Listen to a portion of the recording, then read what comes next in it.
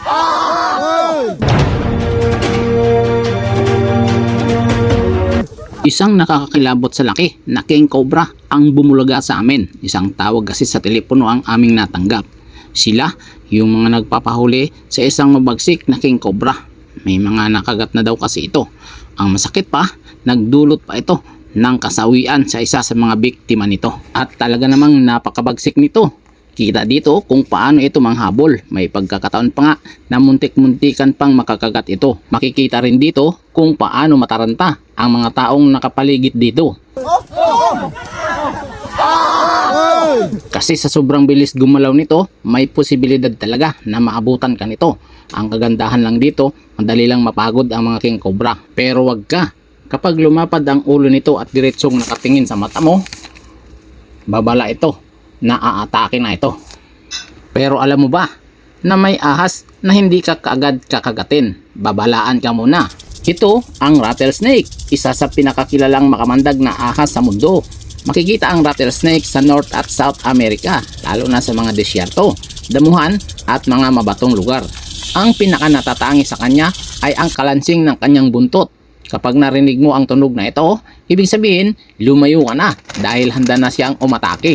Ang kamandag ng rattlesnake ay hemotoxic. Ibig sabihin, sinisira nito ang dugo at mga laman loob sa loob ng katawan. Sa isang kagat lang nito, pwedeng magdulot ng matinding sakit, pamamaga at internal bleeding. Pero kahit ganun sila, hindi sila basta-basta nangangagat. Mas pinipili na lang manakot muna kaysa pumatay. May kakayahan din ang mga rattlesnake na makaramdam ng init ng katawan ng biktima kahit sa madilim na lugar. Kaya kahit hindi ka gumalaw, alam pa rin nila kung nasaan ka. Isang nakakagulat na katotohanan, hindi pare-pareho ang lakas ng kamandag ng bawat rattlesnake.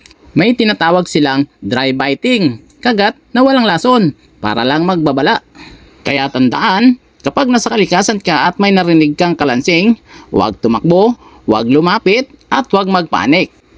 Para sa mas marami pang kwento tungkol sa pinakadelikadong hayop sa mundo, mag-subscribe lang sa aking YouTube channel at Tom Official PH at mag-follow na rin sa aking Facebook account.